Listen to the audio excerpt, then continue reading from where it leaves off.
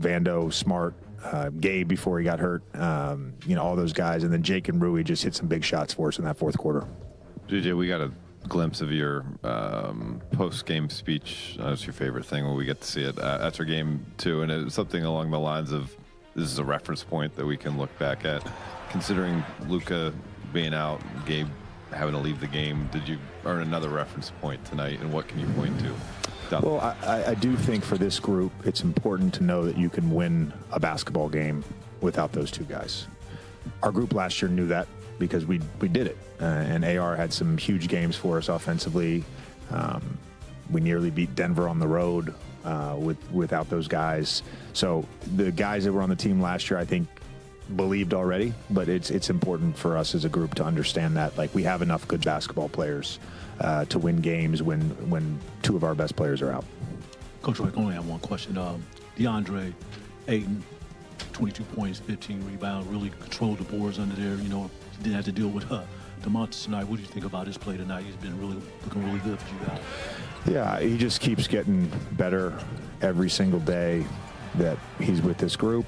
I thought the pick and roll stuff was really good tonight. His pocket decision making was really good. Love seeing him get 15 rebounds, but I think offensively that was his best night. How did you feel like the team? You mentioned it wasn't just Austin, but how did you feel like the team used maybe Sacramento's more aggressive defensive schemes on Austin late in the game?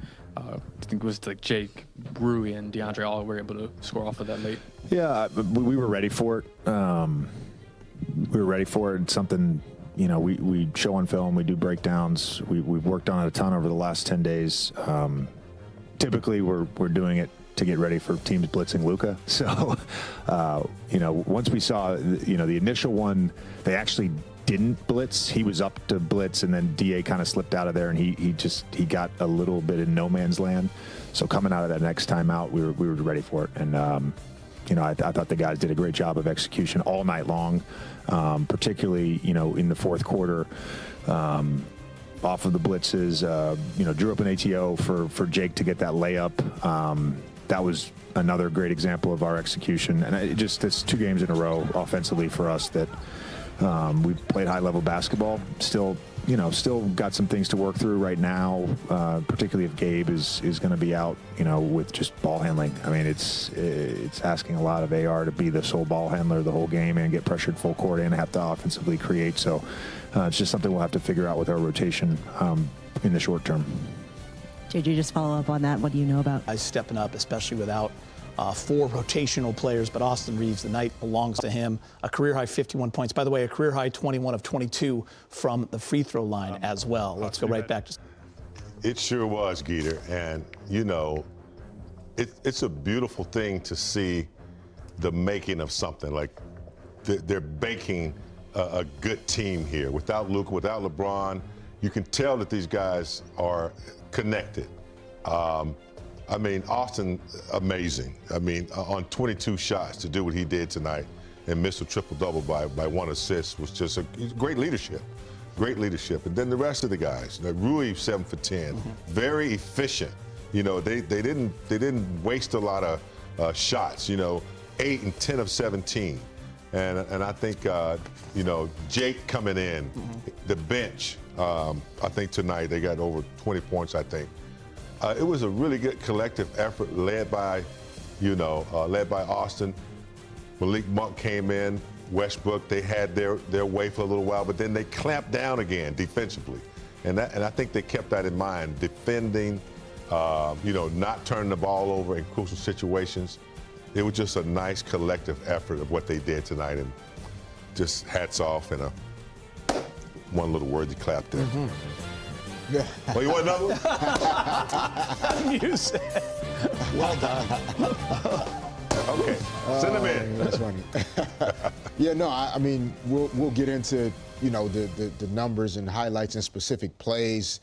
The stat lines for a few guys are great to look at. But what comes to mind for me is I feel like in recent years, these are the types of games throughout the course of the regular season that forced the team to have to play catch-up in February and March and ended up in the play-in instead of playoffs.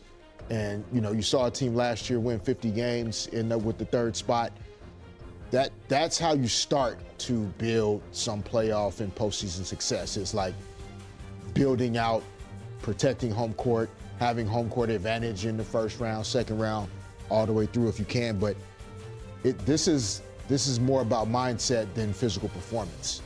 And so for a veteran team to like care enough about the game tonight, to figure out a way to win this one, it just says, to James's point, a lot about who they are and where they want to go. And this is going to pay off later in the season to get this win tonight. Guys, we'll start with Austin Reaves.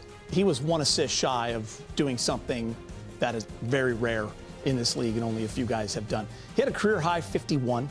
He had 11 rebounds and 9 assists. He's the 8th Laker to go for 50 and 10 in a game, a double-double with the rebounds. Only 2 turnovers to me was one of the most impressive stats. And he got those 2 turnovers, big game, as he mentioned to Mike Trudell, in the first 6 minutes.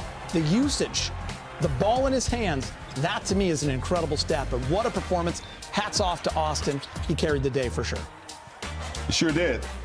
And, you know, as you take a look at the most games with 50-plus points and 10 rebounds, he joins a list that an undrafted player probably never thinks he's going to be on. That's a good point. But he's there, and it's just credit to his hard work. And it's also credit to what he did this offseason.